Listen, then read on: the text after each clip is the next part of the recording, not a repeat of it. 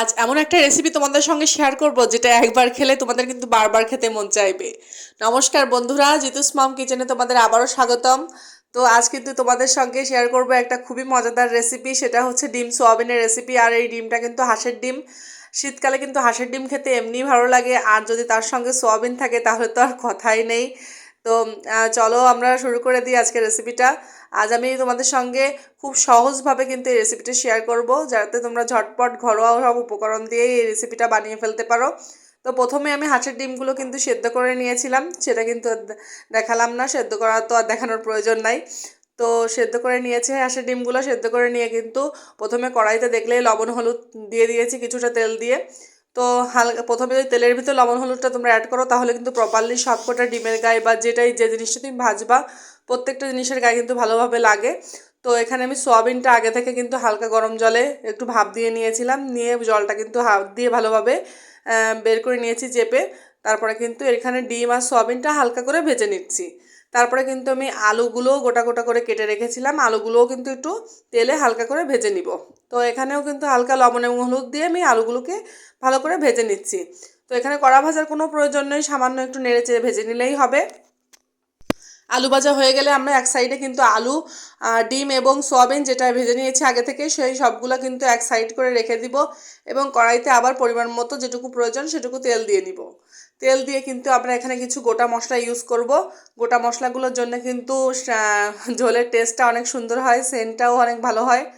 তো আমরা কিন্তু কিছু গোটা মশলা ইউজ করব। গোটা মশলার ভিতর আমরা এখানে ইউজ করব কিন্তু জিরা, তেজপাতা এবং এবং একটা শুকনো লঙ্কা কিন্তু আমি চিড়ে এখানে দিয়ে দিব। তো এই গোটা মশলাগুলো ইউজ করলে কিন্তু ঝোলের স্বাদটা অনেক ভালো আসে। তো এই জন্য কিন্তু গোটা মশলাটা অবশ্যই ইউজ করবা। তো তারপরে আমি কিন্তু মশলা করে রেখেছি, একটা ব্লেন্ডারে আমি একসঙ্গে একটা মশলা করে রেখেছি, সব মশলা একসঙ্গে দিয়ে তার ভিতর কিন্তু ছিল পেঁয়াজ, রসুন, আদা এবং শুকনো লঙ্কা। তো আর জিরা, সামান্য পরিমাণ জিরা দিয়ে আমি কিন্তু একটা মশলা করে রেখেছিলাম আগে থেকে, সেই মশলাটা কিন্তু আমি এর সঙ্গে অ্যাড করে দিচ্ছি। যখন গোটা মশলাটা হালকা ভাজা ভাজা হবে তখন কিন্তু এই মশলাটা তোমরা অ্যাড করে দিবা। তারপর কিন্তু আমি দিয়েছি পরিমাণ মতো লবণ হলুদ। তো লবণ হলুদটা যেহেতু আমরা ভাজার সময় সব কিছুতে ইউজ করেছি, তো লবণ হলুদের পরিমাণটা এই পর্যায়ে কিন্তু অতিরিক্ত দিবে না, অল্প করেই দিবে। যদি প্রয়োজন হয় তাহলে আমরা পরবর্তীতে সেটা দেখে তারপরে আর একটু লাগলে দিয়ে দিব।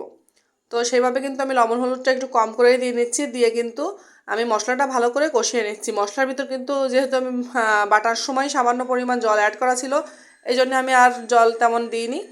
তো যখন জলটা শুকিয়ে এসেছে, উপরে তেলটা যখন উঠে যাবে তখন তোমরা এভাবে আগে থেকে ভেজে রাখা ডিম, সয়াবিন এবং আলুটা কিন্তু অ্যাড করে দিবে, দিয়ে কিছুক্ষণ ভালো করে কষে নেবে। তার ভিতর কিন্তু আমি দিয়ে দিয়েছি কিছু চই ঝাল। আমার বাড়িতে যেহেতু চুই ঝালটা খুব পছন্দ করে সবাই, আমি একটু মশলা জাতীয় রান্না করলেই, তেল মশলা রান্না করলেই তখন কিন্তু আমি তোমার চুই ঝালটা ইউজ করি। এটা কিন্তু খুব ভালো লাগে। যে সব রান্না আসলে মাংসের মতো করে রান্না করা হয় বা মাংসের মশলাগুলো ইউজ করা হয়, সেসব রান্না কিন্তু চুই ঝাল দিলেও স্বাদটা অনেক ভালো আসে। তো দেখো আমি ঢেকে দিয়েছিলাম, ঢাকনাটা উঠিয়ে নিলাম। তো অনেক ঝোল কিন্তু টেনে গিয়েছে, এ পর্যায়ে কিন্তু আমরা সামান্য পরিমাণ একটু চিনি অ্যাড করে দিচ্ছি। দিয়ে আমরা আগে থেকে গোটা গরম মশলা, তোমার দারুচিনি এবং এলাচ, এই দুইটা কিন্তু বেটে নিয়েছিলাম, সেটা কিন্তু অ্যাড করে দিলাম। সেটা অ্যাড করে সামান্য কিছুক্ষণ জাল করেই নামিয়ে নেব। বেশি জাল করলে কিন্তু এখানে স্বাদ ঘ্রাণটা থাকবে না। তো গরম মশলা অ্যাড করার পর বেশিক্ষণ জাল করতে নাই। তো দেখো আমি এই পর্যায়ে নামিয়ে নিয়েছি, অসাধারণ হয়েছিল কিন্তু দেখতে।